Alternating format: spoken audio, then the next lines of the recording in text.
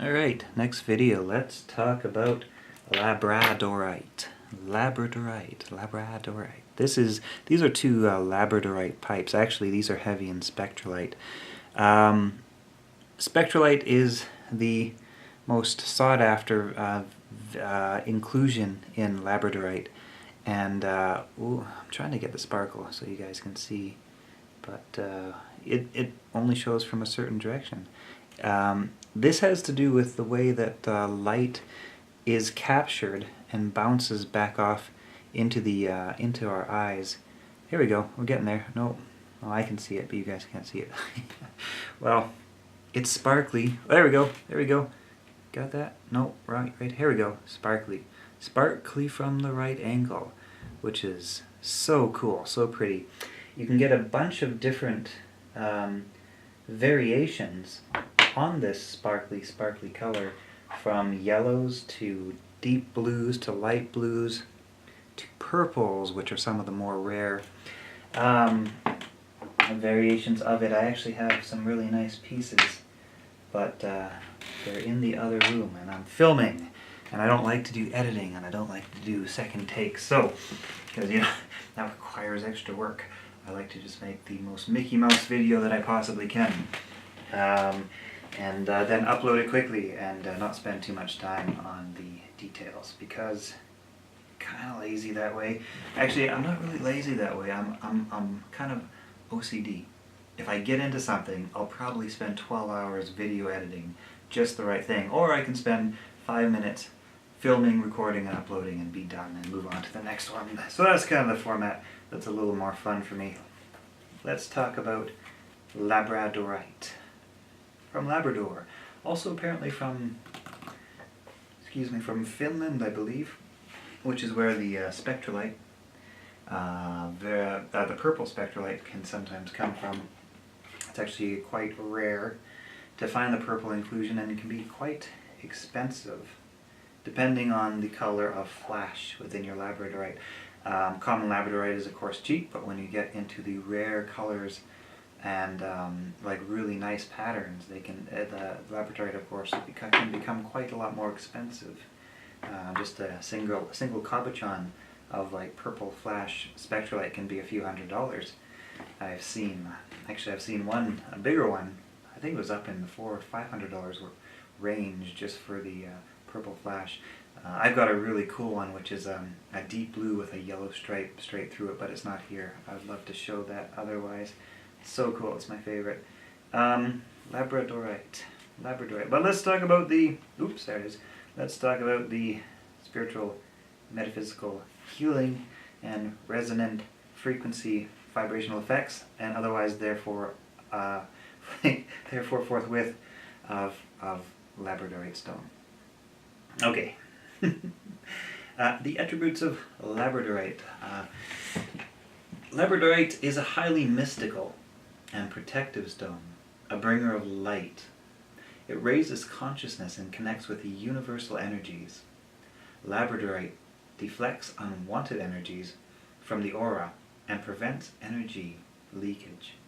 It forms a protective barrier to negative energies, and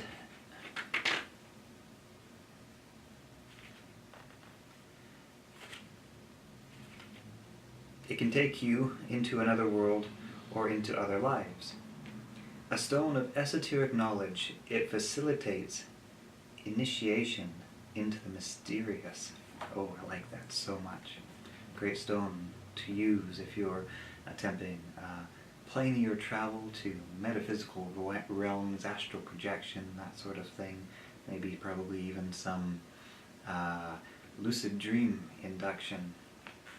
Labradorite aligns the physical and etheric bodies and accesses spiritual purpose. It raises consciousness and grounds spiritual energies into the physical body.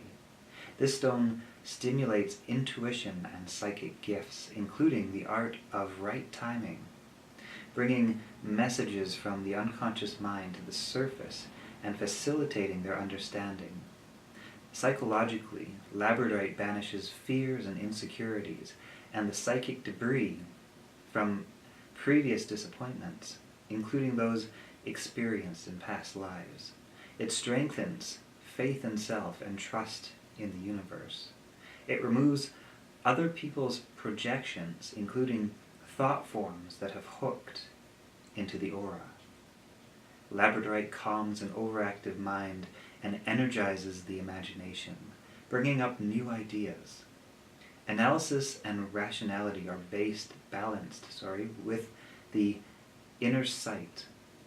Labradorite brings contemplation and introspection, synthesizing intellectual thought with intuitive wisdom. It is an excellent dispeller of illusion, going to the root of the matter and showing the real intention behind thoughts and actions. This stone brings up suppressed memories from the past.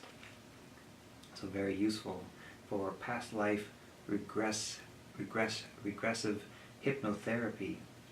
Labradorite is a useful companion through change, imparting strength and perseverance. A transformative stone, it prepares the soul for ascension.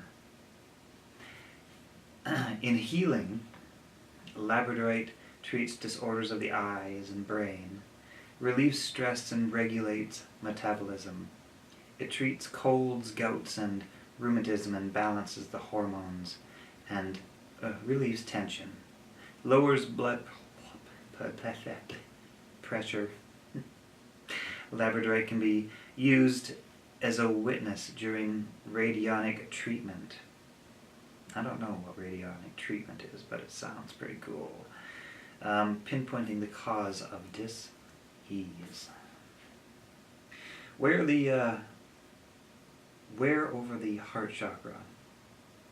And apparently yellow labradorite accesses the highest level of consciousness, enhances visualization, trance, clairvoyance, and channeling, and is beneficial for the solar plexus chakra, and expands the mental body, bringing in higher wisdom. It heals the stomach, spleen, liver, gallbladder, and adrenal glands. I don't know if I've seen yellow labradorite. I've seen yellow flash within labradorite, but I don't know if I've seen yellow labradorite. So that's kind of cool. Anyway, for those of you who want some labradorite, we have palm stones, kind of like this, on the website. And we also have pipes, labradorite flash pipes on the website. Some other stuff too. But if anybody's looking for labradorite, we've got a nice selection. Yeah, it is one of my favorite stones, I gotta say. The color, flare, dynamic, sparkle, and kind of rarity of certain patterns is so interesting, both in labradorite and any other stone. You can have a common ruby found, for example, and a perfect ruby, and the quality and value of these two stones is so immensely different. I just find it really interesting, the subtle nuances and variations of a particular stone that can be found in a particular stone, and the rarity and the uniqueness of those specific dynamics. Each stone is really and truly a unique piece of art when you really think about it. There's really no two that are quite alike, and some of them really have no peers and no equals. Of course, talking specifically more about grand pieces that are part of, for example, the Smithsonian Museum collection. But even a piece of quartz like this, of clear quartz with its crystalline kind of internal fracture, is so unique and so interesting and so beautiful. The clarity of this one, for example, and the inclusions and the way it bounces light from certain angles but not from others. It's so interesting. It's so interesting, unique, and rare. Each piece, like I say, each piece is art. More rare and more unique than most things that I can think of. So that's it. Crystals are cool. I like crystals, so do you. Next video coming up. If you guys like, subscribe, yada yada yada. And let me know in the comments if there's anything in particular that you want me to talk about in the next video, and I will, because why not?